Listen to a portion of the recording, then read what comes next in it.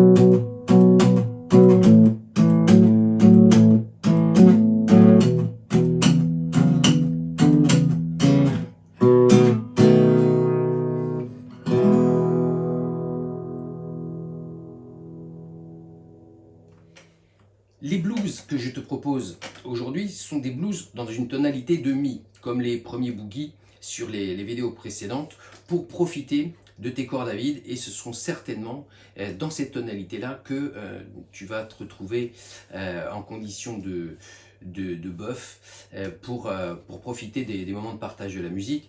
Et donc ça me semble plutôt opportun de les aborder dans cette tonalité-là.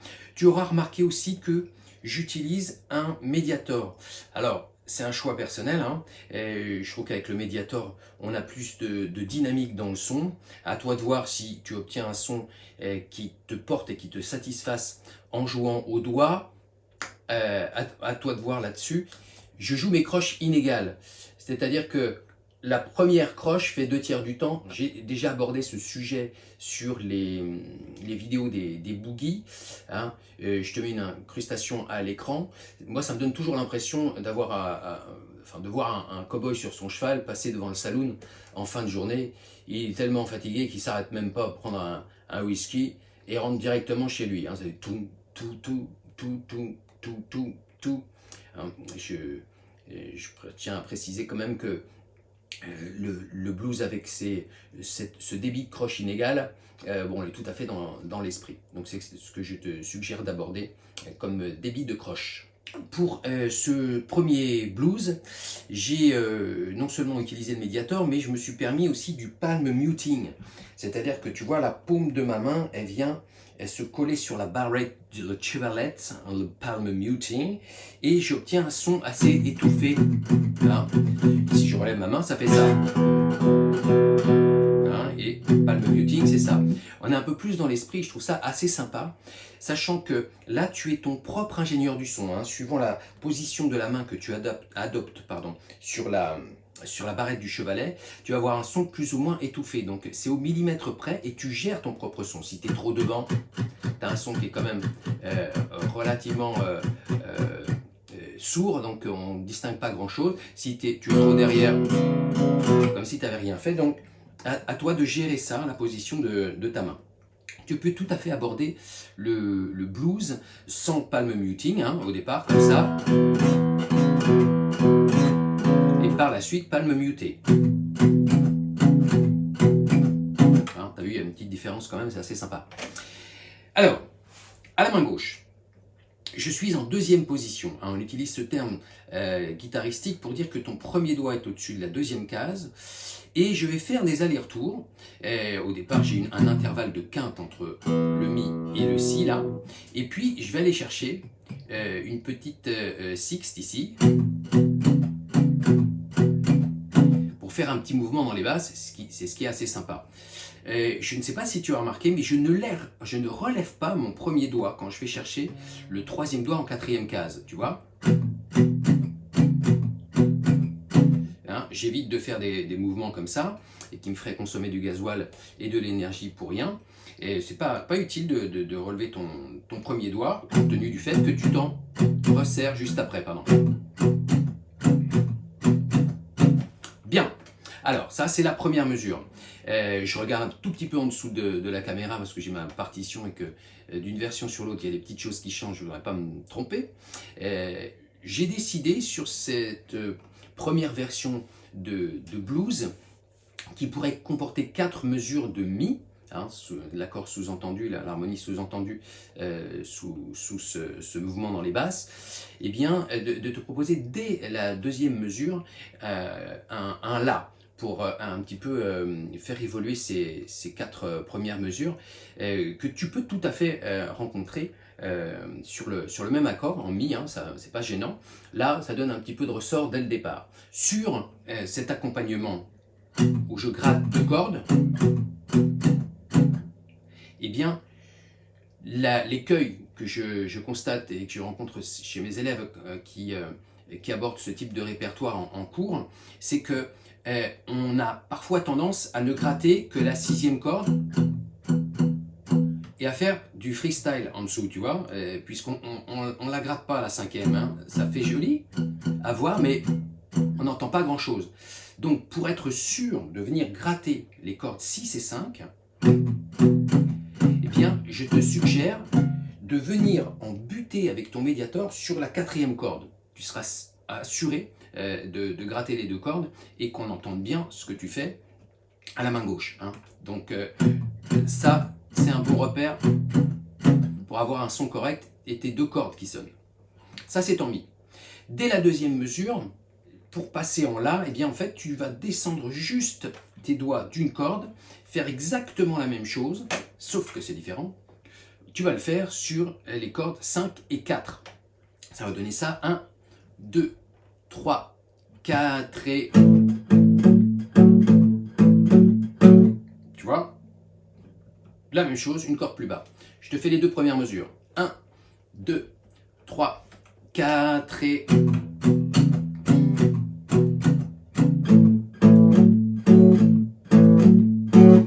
Bien, rien de sorcier. Hein, pense à garder ton premier doigt, pas faire des mouvements comme ça, inutiles et surtout parasites, parce que plus on s'économise sur le manche et plus on est efficace et plus c'est musical. Les 2 mesures suivantes, on va se permettre une incursion en 5e case avec le 4e doigt. Hein. Donc là, pareil, on va pouvoir laisser les doigts sur le manche qu'on va réutiliser juste après. Ça sera le cas pour le 1, ça sera le cas pour le 3. Ça va donner ça.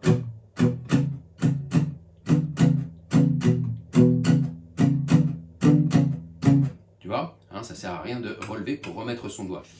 Si je te joue toute la première ligne, ça donne ça. 1, 2, 3, 4 et...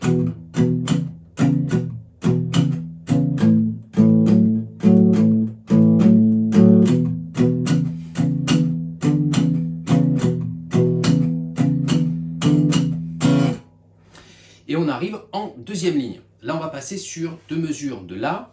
Et ce mouvement avec le petit doigt qui vient chercher la 5e case, eh bien, tu vas le retrouver sur ces mesures-là avec une corde de décalage. On va partir sur les cordes 5 et 4. Ça va donner ça. 1, 2, 3, 4 et...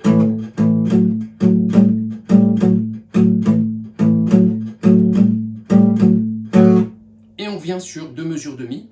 Basique, là, on va même pas aller chercher la 5e case. 1, 2, 3, 4 et...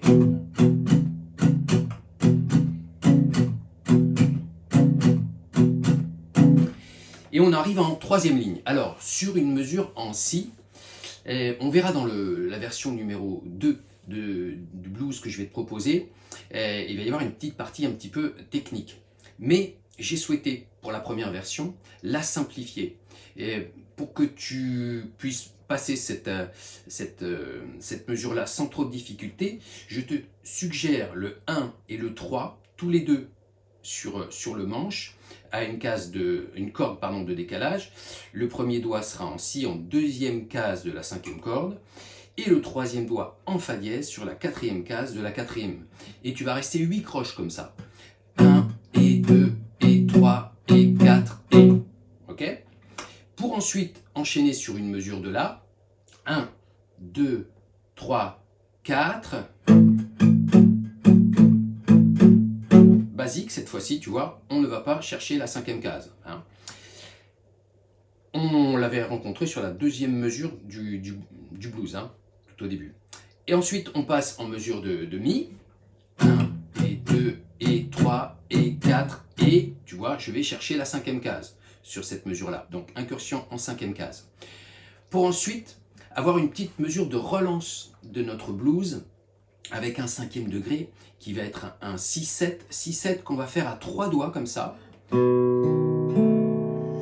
Une fondamentale, une tierce majeure et une septième mineure à 3 doigts. Ça fait un petit triangle, c'est assez joli à voir. Et tu vas démarrer ça avec un demi-soupir. La petite virgule que tu as au début de la mesure signifie que tu as un demi-temps de silence. C'est l'équivalent d'une croche en silence. On va faire et. Je vais jouer ensuite la fondamentale de l'accord et 2 fois les 3 notes que j'ai sous les doigts. Hein, ce qui va faire 3, 4, 1. Et ça va te permettre de relancer ton blues. Tu le joues 2 fois, 3 fois, 4 fois, autant de fois que tu veux en fait. Hein. On est bien d'accord qu'il s'agit du prétexte de partage de la musique. Donc tu peux tout à fait jouer cette grille autant de fois que tu veux quand tu es dans ce contexte de partage avec des copains. Ça peut te servir aussi, toi, de base d'impro pour travailler tes petits solos, sujet sur lequel je me ferai un plaisir de te proposer quelques vidéos futures. Et le cinquième degré, tu verras, il évoluera au fil des blues que je vais te proposer. On va se retrouver tout de suite pour la deuxième version du blues, avec peu de variations, mais tout de même. A tout de suite. Blues V2, je te le joue et on en parle. 1, 2, 3, 4 et...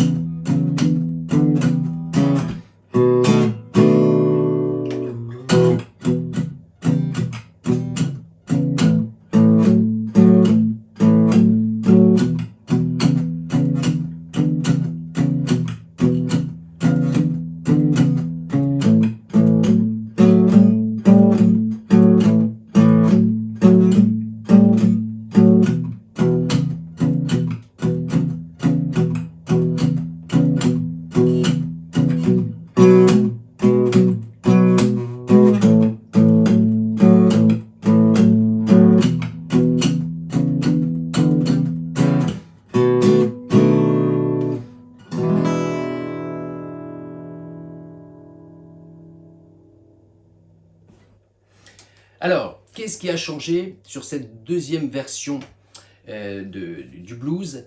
Eh bien, pas grand-chose, puisque tout se situe sur la troisième ligne, sur les changements que tu auras pu constater. Mais, ça démarre fort, parce que sur la mesure de si, sur la première version, où je t'avais proposé quelque chose de simple, là, il va y avoir un petit passage technique sur lequel on va prendre le temps de s'attarder pour essayer de le rendre le plus accessible possible. Tu as pu constater que je me suis amusé à aller chercher avec mon 4e doigt la 6e case. J'ai fait ça. Tout à l'heure, j'étais resté comme ça. Le 3e doigt qui était en 4e case est remplacé par le 2. Et avec mon 4e doigt, donc, je vais aller en 6e case. Pour réaliser ça sans trop de soucis, il faut absolument que tu sois le plus relâché possible. Alors, ça c'est bien gentil à dire, facile à dire, un peu moins à exécuter, mais il faudra que tu sois un petit peu patient pour que par la suite, au fil de tes sessions sur ta guitare, tu arrives à passer ça en décontraction avec le pouce, tu vois, qui descend un peu en bas de ton manche pour laisser plus facilement l'accès à tes doigts dans les graves là. Et si tu pivotes ta main, tu vas te rendre compte que l'accès est relativement facile, d'autant que tu peux en plus avec ton coude que tu viendras éventuellement placer près de tes côtes, avoir un accès encore plus facile avec ton 4e doigt. Alors, certains élèves me proposent parfois cette option-là, avec le 1, le 3 et le 4 qui aille en 6e case. Je trouve que l'intervalle qui est entre le 3 et le 4, là, cet écart d'une case à vide, parce que tu as une case à vide entre chaque doigt, est un petit peu plus difficile à négocier que si tu mettais ton 2. À toi de voir ce que tu préfères. Moi, je préfère 1, 2 et 4. Donc, tout en relâchement. Et évidemment, j'ai conscience que placer ça dans le fil du blues dès la 2e version, c'est pas forcément évident, mais tu vas voir que tu risques de te surprendre si tu abordes ça avec un minimum de relâchement. Tu vas obtenir quelques résultats bien plus rapidement que tu l'imaginerais. Donc, détendu, les doigts bien placés là, 1, 2 et 4, tout près des frettes, en tout cas pour le 1 et le 2, peut-être que ton 4 il aura du mal à aller au bout de la case, près de la frette, mais si ici tu perds pas de distance, on va dire, sur le manche en mettant ton doigt au milieu de la case, ça va t'aider pour les autres doigts. Viens bien placer ton premier doigt juste derrière la barrette pour que l'accès au 2 et au 4e doigt puisse se faire plus facilement. Alors ça c'est le début de la 3e ligne. Ensuite on retrouve une mesure qu'on a déjà vue en La. Je ne vais pas faire l'incursion en 5e case. Je le fais sur la mesure de Mi. Mais ça c'était déjà le cas dans la version 1 du blues. Maintenant, pour ce qui concerne le 6-7, qu'on jouait à 3 doigts, à 3 sons, on faisait ça, on va lui rajouter un 4e son, une 4e note, qui va être la 9e dièse, le Ré, que tu vas jouer donc avec ce doigt-là, le 4e, accord que tu vas retrouver partout dans bien des styles, que ce soit jazz, blues, rock ou autre. Super chouette cet accord pour relancer ton blues.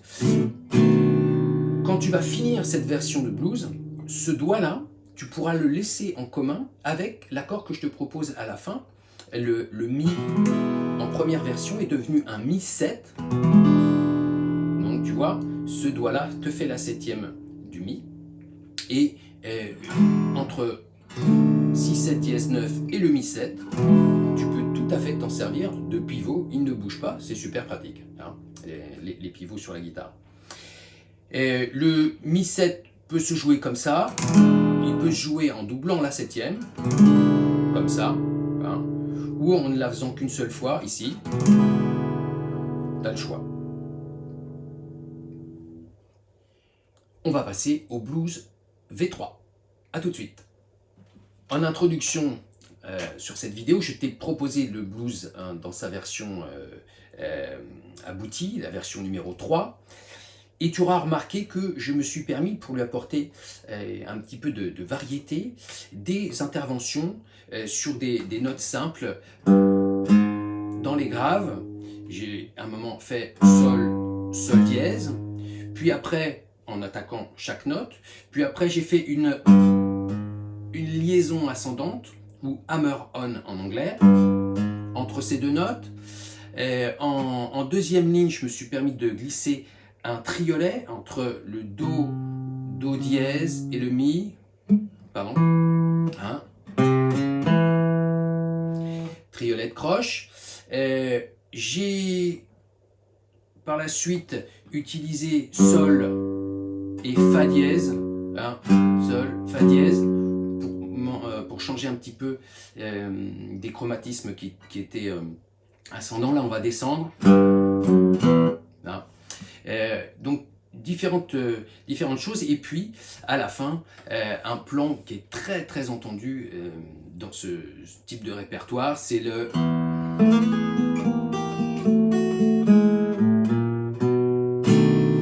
Alors ça, tu le trouves partout et c'est super efficace, ce plan en sixte.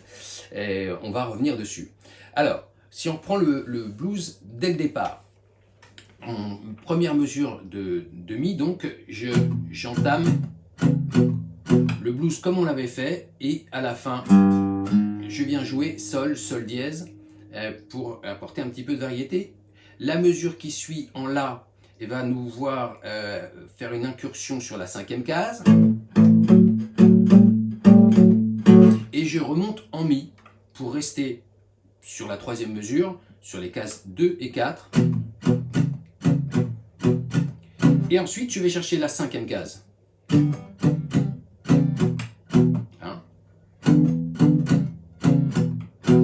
Et Sol, Sol dièse, mais en liaison ascendante. Hein? Hammer-on. Je te refais cette mesure. Bien. Il n'y a pas de pause kebab là, on va enchaîner directement. Si je te fais toute la première ligne, ça fait ça. 1, 2, 3, 4 et...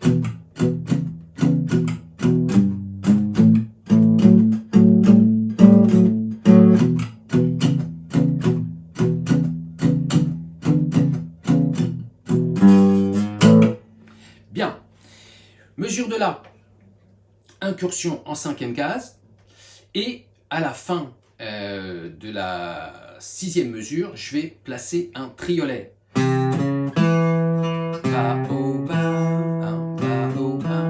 Donc ça va donner ça. 1, 2, 3, 4 et...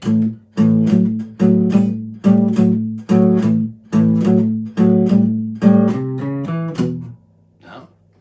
Alors évidemment, toutes ces petites variations, il va falloir que tu les intègres. Et je pense que par la suite, tu vas te rendre compte que tu peux les faire intervenir à différents endroits du blues et te dire ah, finalement je peux apporter de la variété un petit peu quand j'en ai envie. Et je te suggère d'avoir cette prédisposition que de te dire tiens, je ne vais pas forcément faire tout le temps la même chose. Moi j'ai compris comment ça marchait. Allez, je suis un guitariste libre. Et tu auras tout à fait raison de l'être. Pour la suite, on va, sur la mesure suivante, faire un chromatisme descendant cette fois-ci dans les basses. Je suis en 3e mesure de la 2e ligne, je suis revenu en Mi pour 2 mesures, et je vais avoir ça.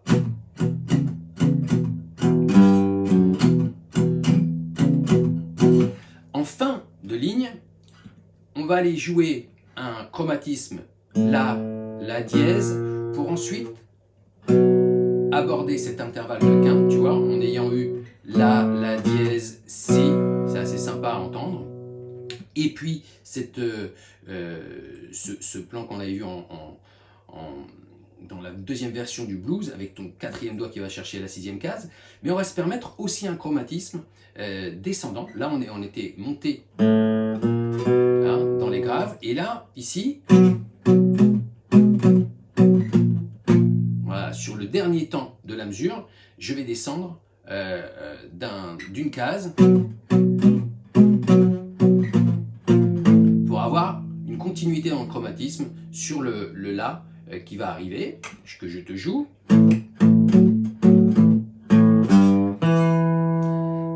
Avec un petit bend, d'un quart de ton entre le sol et le sol dièse. J'ai un quart de ton, donc je tire un tout petit peu pour que ça soit faux. Je ne vais pas chercher le sol dièse, sinon ce serait un bend d'un demi-ton. Un quart de ton, c'est juste une petite impression de fausseté comme ça. Voilà, j'ai toujours l'impression d'entendre une vache meugler dans un pré. Et tu vas chercher le sol avec un petit bend et ton mi, tout en aller au médiator. Si je te fais ces deux mesures-là, ça donne ça. 3, 4 et...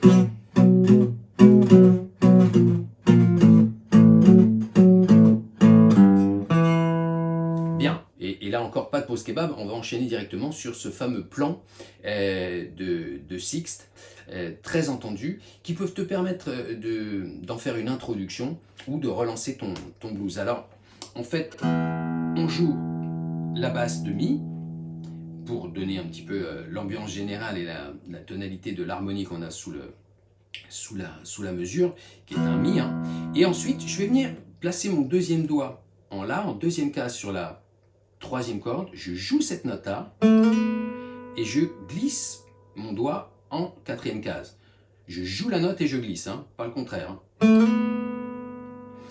Je garde mon doigt en place et mon troisième doigt, je viens le mettre sur la première corde, sur la même case. Je suis en quatrième case, ce qui fait... Ce sont des triolets, j'ai 3 triolets dans cette mesure. À la main droite, tu as le choix. Soit tu fais tout au médiator, soit tu utilises de l'hybrid picking, médiator et doigt. C'est cette option que j'ai choisie moi. Je trouve ça assez simple. Donc je joue le mi, puis ensuite... Et ce plan-là, eh bien, de triolet avec des sixtes, je le glisse d'un demi-ton, d'une case, pour le reproduire en troisième case. Cette fois-ci, j'ai pas de glissé à faire. En deuxième case. Et j'arrive sur la mesure suivante. Et là, je joue mes deux notes. Et du coup, médiator et doigt mettent bien. Et si je refais l'ensemble de ce plan en six, ça fait ça. Je te joue la basse. Et ensuite...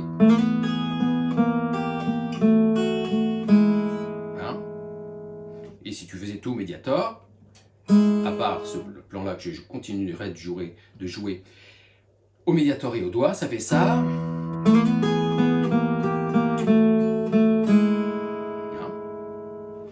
Et on va avoir comme relance, cette fois-ci, un petit décalage avec les basses, entre la basse et l'accord de 6, 7, dièse 9. Je vais jouer la dièse, si, on a toujours ce chromatisme ascendant, mais ensuite, j'ai isolé ma basse de l'accord, du reste de l'accord, et je vais jouer les cordes 4, 3 et 2 à part. Ce qui fait... C'est chouette cet accord. Et on repart sur le blues. À la fin, lorsque tu décides de mettre fin à cette session de blues, eh bien, tu peux finir avec un mi-7. On avait vu dans la version numéro 2 que tu pouvais garder entre le 6-7 dièse 9 et la septième mineure du mi-7, ton quatrième doigt en pivot. Et il peut aussi servir de repère pour venir glisser ton doigt sur la deuxième corde jusqu'en 12e case et jouer ce fameux mi-9 qui est super sympa. Tommy Emmanuel le joue souvent et il a bien raison de ne pas s'en priver. Donc si je te joue la dernière ligne de ce blues, ça va donner ça. 1, 2, 3, 4 et...